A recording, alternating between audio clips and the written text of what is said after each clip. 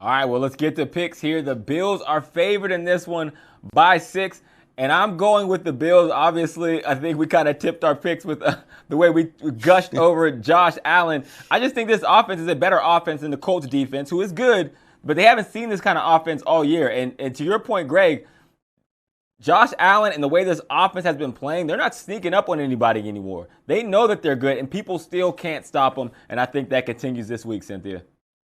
So I have a 5-point win, and I'm hiding behind my degrees because I'm having a horrible hair day. 28-23 is my projected score. I think DeForest Buckner doesn't get enough credit nationally. So we're going to talk about him for just 1 second here. I think he's going to cause a little bit of havoc, and I just think it's going to be a nice 5-point win. It's still a win, Buffalo fans. Don't get mad at me. Yeah, that's some respect for Buffalo. I give respect to your hair, by the way. I don't know what you're talking about. I think the Bills are going to romp.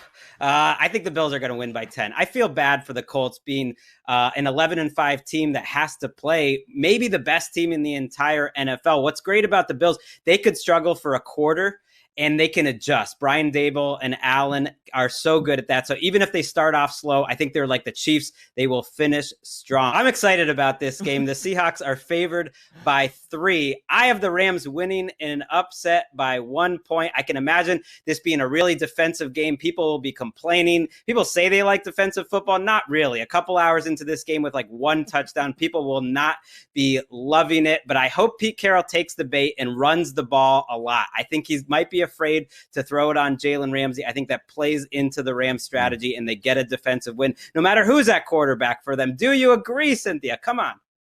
No, I don't agree. I think that it's 25-20 in favor of the Seahawks. Why? Jared Goff, if he plays a thumb injury, it's not just when he's throwing. It's the fact that he's going to be under center, which they are a lot. If he can't be under center as often, they got to go more in the shotgun. You know what happens there? Time. For who? Carlos Dunlap, 25-20. That's my score. I love it. I am going with the Seahawks too, Cynthia. We're geniuses as always. Russ hasn't been cooking as of late. He's putting the pots and pans away, but it's playoff time. I expect a big game out of Russ. And to Cynthia's point, even if Jared Goff plays, I question his ability to push the ball down the field, which is what they need and where the Seahawks defense is vulnerable. All right, let's get the picks here. The Bucs are favored by 8.5 in this one. Greg, I'm with you. This offense is gelling. The defense is great, Cynthia, and for that reason, I am going with the Buccaneers. I don't pick against playoff Tom Brady. What do I look, crazy, Cynthia? I'm completely with you. I have maybe a closer than expected game in this one, though. I only have 26-21 projected as a score. That, to me, reflects a slower pace, the fact that the run game will play a big factor in both teams. But I do think Tom Brady, those deep passes, that's going to be a factor, even if it's fewer deep passes than we've seen over the past few weeks, because this is a much better defense. I still think his ability to connect on it is impactful. Yeah, I have the Bucs winning this game by double digits, easy peasy, as Cynthia would say. You know, they used to say defense wins championships. None of those guys still have jobs anymore. Offense wins championships in 2020, and the Bucs have a much better offense. I couldn't agree more. Ravens are favored in this one by 3. We'll get right to picks here. They will have to earn it, Greg, and I think the Ravens will do just that. I think this is a game they've had circled for a long time. Lamar Jackson specifically, I think he is going to define Super Wildcard Weekend with the performance he puts out this week. Cynthia, what do you got? I am with you. I don't have a huge performance, a huge win. I have a 2-point win, 27-25. I think it reflects that these teams are very evenly matched. They do kind of know each other very well in this regard. So for me, it's the Ravening. It's kind of like the Crowaning, but if you know, you know.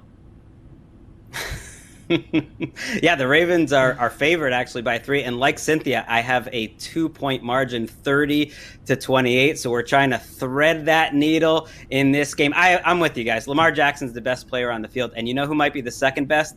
Justin Tucker. Special teams could be the difference. They've been much better than the Titans all year in special teams, especially their kickers. I don't think Mitchell Trubisky is going to come through, but I do think the Bears can keep it close. The Saints are favored by 10 points in this game, so close is relative. I have the Saints winning by 9 points. Ultimately, I think it's their offensive line for the Saints that will grind the Bears down, maybe into dust. It's that running game with Kamara, and ultimately they're too tough up front. But Chicago, gives them, their fans, a little bit of hope throughout the day.